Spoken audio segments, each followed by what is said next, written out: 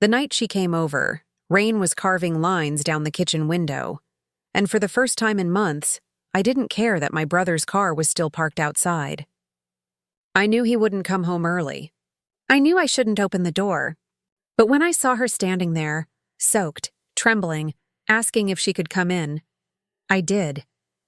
And that single choice ruined every life that touched ours. If stories like this make you wonder how far love can twist before it becomes destruction, subscribe. Because sometimes the truth we hide is the one that burns the longest. The first time I realized how quiet our house really was, I was washing dishes. The faucet hissed, the plate clinked against the sink, and then nothing. Just the hum of the refrigerator and the faint echo of my own breath. My brother's laughter had always filled that silence, loud, careless, alive. But now it was gone, replaced by the sound of his absence. He'd moved in with his wife next door, leaving me with the shell of the place we'd built together. I told myself I didn't mind. That I liked solitude, the slow rhythm of days without interruption. But loneliness doesn't arrive with thunder. It seeps in like water, filling the cracks you never noticed until it's too late. I'd see her sometimes through the kitchen window, hanging laundry in the early evening light. The sun would rest against her hair, and for a moment, it almost looked like something holy. She'd wave. I'd nod. And that was it. Harmless, ordinary. It started to change one afternoon when she knocked on my door. Her voice carried a tremor, soft but uncertain. "Your brother told me you could help fix the window latch," she said, smiling in that way people do when they're pretending not to be nervous. I could smell rain on her clothes, that faint, clean scent that lingers after a storm. I fixed the latch in silence while she made tea. Her house smelled like vanilla candles and something faintly floral, too gentle for someone who looked so tired. When I handed her the screwdriver back, our fingers brushed. It meant nothing, but I remember it like a flashbulb memory, bright, sharp, gone too soon. After that, she'd stop by sometimes. Small things at first, a borrowed book, a question about the mail, an extra plate of food, because she made too much. I knew what it looked like, what it could turn into, and I told myself I'd draw a line. But lines mean nothing when you keep redrawing them to make room for excuses. She talked about him sometimes, my brother. The way he'd been distant, the long nights, the silences that lingered after small arguments. I listened, said little. I wasn't her friend, not really. I was her audience, and every story she told painted him in shades I didn't want to recognize, because they reminded me too much of myself. One night she came over while he was at work. It was late. Too late for a visit like that, but she said she couldn't sleep. I should have said no. I should have closed the door. Instead, I asked if she wanted coffee. She smiled, almost relieved, and said yes. We talked until the candles burned low. About everything and nothing. Childhood dreams, favorite songs, the kind of small talk that feels too intimate in the wrong hour. She laughed softly when I said something clumsy. The sound of it filled the room in a way I hadn't realized I'd missed. When she left, she touched my shoulder, a brief, weightless thing, and then said, "You're easier to talk to than he is." Then she was gone, leaving the scent of her perfume behind, haunting the air like a question I couldn't answer. From that night on, the quiet felt different. It wasn't just mine anymore. It was waiting, holding its breath, anticipating the next knock on the door. Days passed, weeks maybe. I stopped keeping track. Her visits became part of the rhythm. Small, secret moments that didn't feel wrong until they did. Sometimes she'd bring her dog over and let it run around my yard, laughing when it chased its tail near the fence. Sometimes she'd stay after sunset, the two of us talking by the dim glow of the porch light. I never touched her. I never tried. But every word between us carried the weight of what might happen if I did. I remember one evening. The air was heavy with summer heat, cicadas screaming from the trees. She asked, "Do you ever get lonely here?" The way she said it wasn't casual. It was an invitation wrapped in vulnerability. I didn't answer at first. I just looked at her, the way her fingers toyed with her necklace, the faint shimmer of sweat at her temple. "Sometimes," I finally said. She smiled, slow, sad, knowing. And that smile ruined me. Because in that moment, I understood that loneliness wasn't something to be cured by company. It was something that demanded to be shared, and we were both too weak to resist offering it to each other. That night, I couldn't sleep. I kept replaying her question, her voice, her eyes when she looked at me like I was someone she could confess to. The line between right and wrong blurred until it vanished completely. I stared at the ceiling and told myself it was still innocent. But deep down, I knew. Innocence had already left the room. And when the morning came, the house felt quieter than ever. Not empty, but waiting. Waiting for her. Waiting for me to fall. It's strange how habits form, how the smallest moments evolve into rituals that define your days. She started coming over more often after that night. Never unannounced, but never quite invited either. There was always a reason. A broken fuse, a question about a recipe, a story she just needed to tell someone. I'd see her silhouette through the frosted glass before she knocked, always 3 times, always soft. By the time I opened the door, my heart was already beating faster than it should have. She had a way of filling the space without trying. Her voice, her perfume, the warmth she carried with her. They lingered long after she left, seeping into the furniture, the air, the fabric of my clothes. I started cleaning the house before she arrived, wearing better shirts, lighting candles I'd never used before. It wasn't attraction at first, it was attention. And attention, when you've been starved of it, feels dangerously close to love. My brother worked double shifts that month. I told myself that's why I kept her company, why I let her stay late. But every time she looked at me, I knew that wasn't the truth. The truth was quieter, crueler. I wanted to be seen the way she saw him once. One night, she came over with a bottle of wine. "To celebrate," she said. I didn't ask what we were celebrating. I just poured the glasses. The rain outside was relentless, pounding against the roof like a heartbeat. We sat across from each other, knees almost touching, the candlelight trembling between us. She talked about her marriage in fragments, the arguments that started small and ended in silence, the feeling of being invisible next to someone who used to look at her like she was the only person in the room. "Sometimes," she whispered, eyes lowered, "I feel like I'm disappearing." I didn't know what to say. So I said nothing. I just reached out, and for a moment her hand met mine halfway across the table. It wasn't a kiss, but it might as well have been. The room tilted, time folded, and for a single breath, it felt like we were both about to drown in something we'd been pretending wasn't there. Then she pulled away, gently, almost apologetically, and said she should go. But when she stood, she didn't move toward the door. She just stood there, her back to me, her shoulders trembling as if holding back words too heavy to release. Finally, she said, "He doesn't even notice when I'm gone." That line stayed with me for days. I heard it in the mornings when I brushed my teeth, in the silence after dinner, in the echo of my own guilt. He doesn't even notice when I'm gone. I wanted to hate her for saying it, but I couldn't, because I understood. After that, something shifted. Our conversations became quieter, our laughter shorter, our pauses longer. The tension grew like vines between us, unseen but alive, twisting tighter every time we were alone. Sometimes she'd glance at the clock and hesitate before leaving, as if waiting for me to ask her to stay. And I almost did, more than once. But I didn't. It wasn't long before my brother started noticing. Not the truth, not yet. Just the small, impossible details. The extra mug in the sink. The faint scent of her perfume lingering in my living room. He joked about it once, said she must have left her mark everywhere she went. He laughed. I didn't. I couldn't. The sound of his trust was unbearable. He told me once how grateful he was that I kept her company, that she seemed happier lately. "She needs someone to talk to," he said. "You've always been good at listening."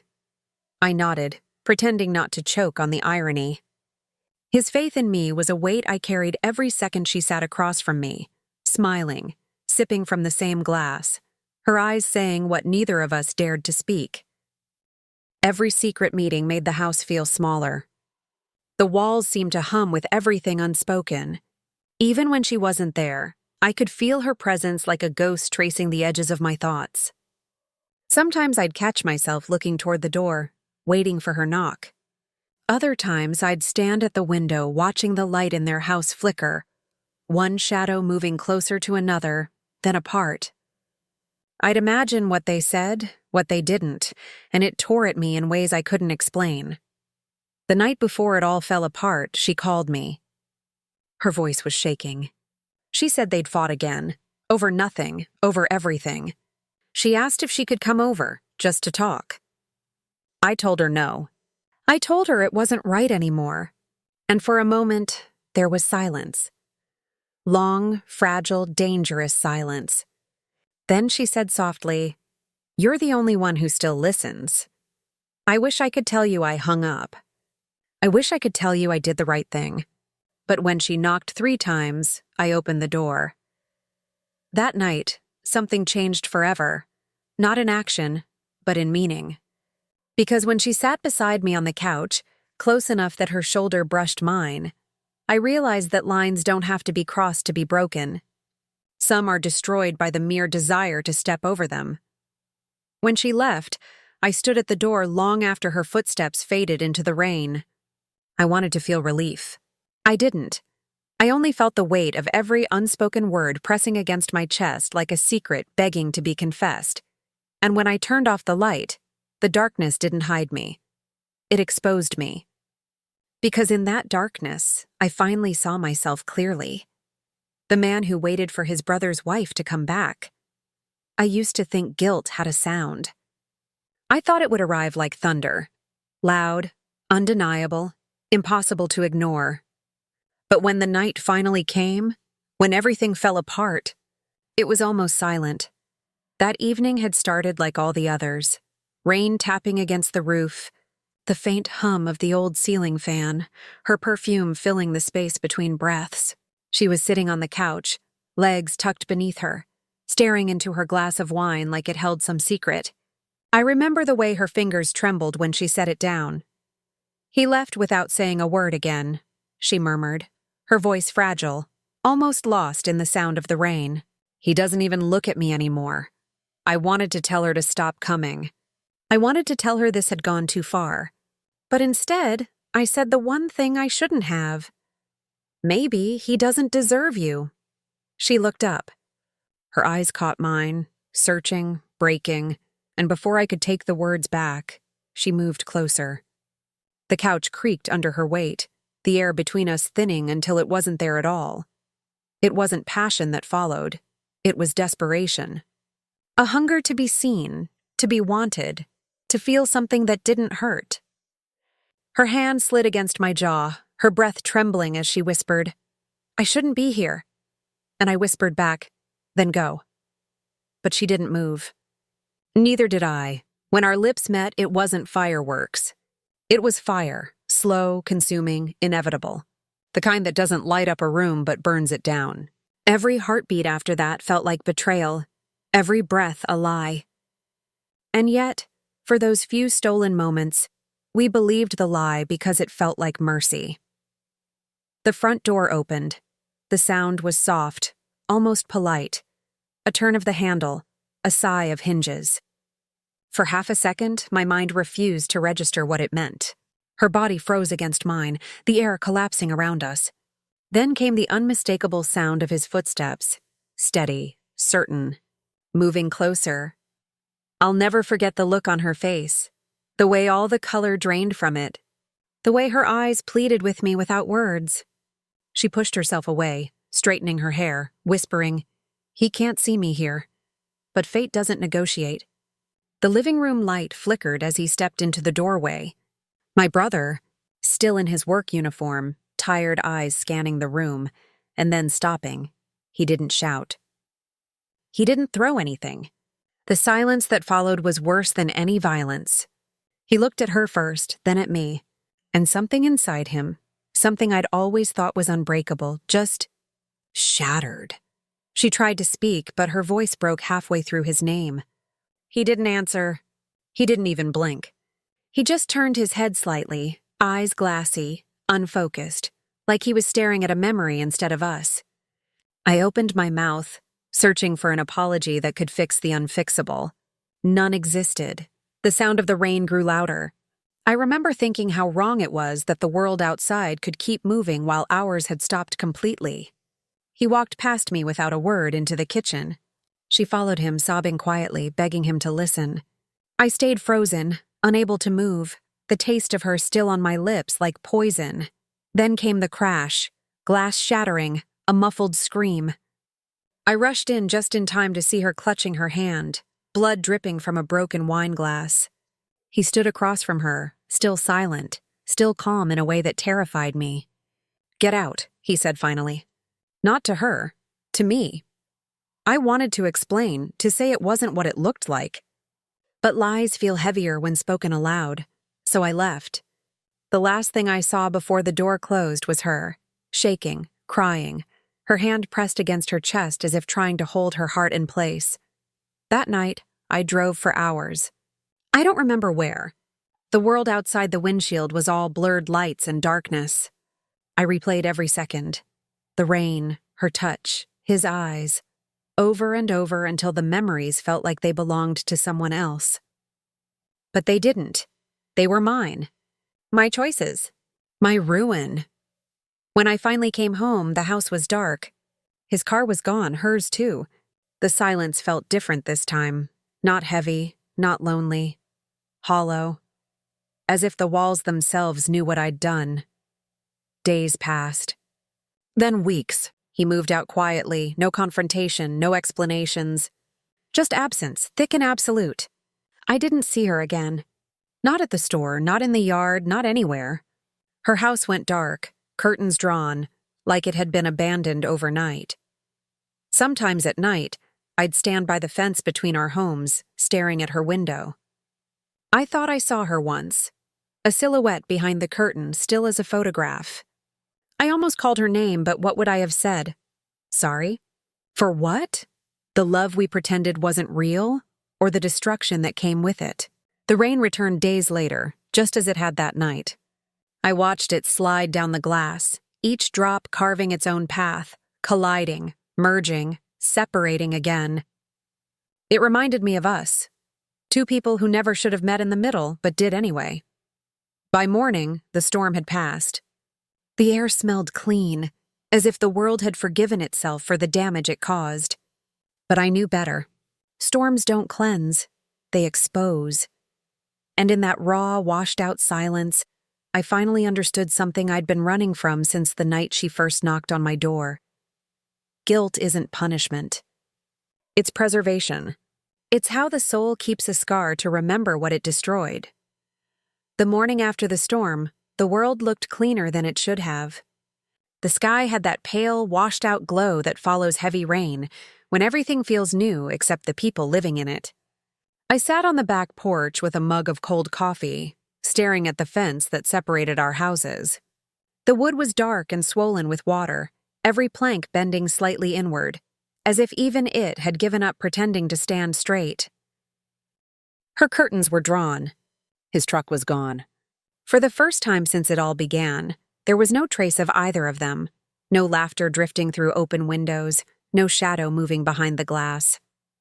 The silence was unbearable. I had thought the worst part of guilt would be the shame, the sleepless nights, the flash of memory that keeps you awake. But it isn't. It's the stillness that comes after, the moment when you realize there's no one left to hear your side of the story. I didn't see my brother for weeks. The neighbors said they'd moved out, that he'd transferred to another city for work. They said it kindly, the way people do when they know not to ask questions. I pretended to believe it. But I knew he wasn't running from work. He was running from me. Sometimes I'd imagine knocking on his new door, telling him I was sorry, that I'd trade every heartbeat I had left to take that night back. But apologies mean nothing when the damage is already done. They don't fix what you've broken. They just echo through the emptiness you created. I tried to live normally again. I fixed the house, repainted the kitchen, even sold the couch where she'd once sat, laughing with her knees folded beneath her. But you can't scrub memory from wood. Every creak of the floorboard, every flicker of candlelight reminded me of the life I'd borrowed and destroyed. One evening, months later, I drove past the old park where she used to walk her dog. I don't know what made me stop. Guilt, nostalgia, maybe both. The benches were empty, the trees bare. But then I saw her, standing by the pond, hair caught in the wind, arms wrapped around herself. For a moment, it was like time hadn't moved at all. She saw me before I could turn away. Our eyes met across the distance, and in that look, everything came back. The warmth, the fear, the ruin. I wanted to go to her to say something, anything. But her expression stopped me. She didn't look angry. She didn't even look sad. She looked finished, like someone who had finally accepted the fire for what it was and decided to walk out of it, even if it meant leaving everything behind. She gave the faintest nod, a silent goodbye, and walked away. I watched until she disappeared down the path, the sound of her footsteps swallowed by the wind. That was the last time I ever saw her. After that, life became quieter than I thought possible. I learned to live with the emptiness, to treat it like a companion rather than a punishment. I went back to work, stopped looking at my phone expecting her name to appear, stopped counting the days since my brother's last message. But guilt doesn't fade, it evolves. It becomes part of your routine, like breathing or blinking. Sometimes when the rain returns, I sit by that same window where it all began. I watch the drops race down the glass, merging and parting, and I think about the night she first knocked on my door. I remember the look in her eyes, half fear, half longing, and the way I mistook it for something beautiful. I tell myself that if she hadn't come over, if I'd just stayed silent, things would have been different. But maybe that's the cruelest lie of all. Because deep down, I know I was waiting for her long before she ever arrived. I was waiting for something to break me open. Now, when morning light fills the kitchen, it doesn't feel like forgiveness. It feels like exposure. The sun touches every corner of the room, every surface that once held a secret, and I can almost hear the echo of her voice, soft and trembling. Do you ever get lonely here? Yes, I still do. But it's a different kind of loneliness now, one that doesn't ask to be cured. It just exists quietly, like the shadow of a man who once mistook desire for salvation. Sometimes I dream of them, my brother, her, the three of us standing by that fence again. He's laughing, she's smiling, and I'm on the other side, watching, knowing what's coming and powerless to stop it. Then the dream fades, and I wake to the same house, the same silence, the same light creeping through the blinds. People say time heals everything. But time doesn't heal. It teaches you how to live with the wound. And every morning when I see my reflection in that window, I don't see a monster or a victim. I see a man who opened a door he shouldn't have and learned that some truths are too heavy to bury. So this is my confession. Not for forgiveness, not for sympathy, but for the sake of honesty. Because when you keep a secret long enough, it begins to own you, and I'm tired of being owned by the past. The house across the fence is empty now, but some nights, when the wind moves just right, I swear I can still hear the faintest echo of her laughter. It drifts through the cracks, fragile and fleeting, like smoke from a fire long extinguished. And in those moments, I remember what it cost to feel alive, and how easily love, when twisted by loneliness, can turn into the very thing that destroys it.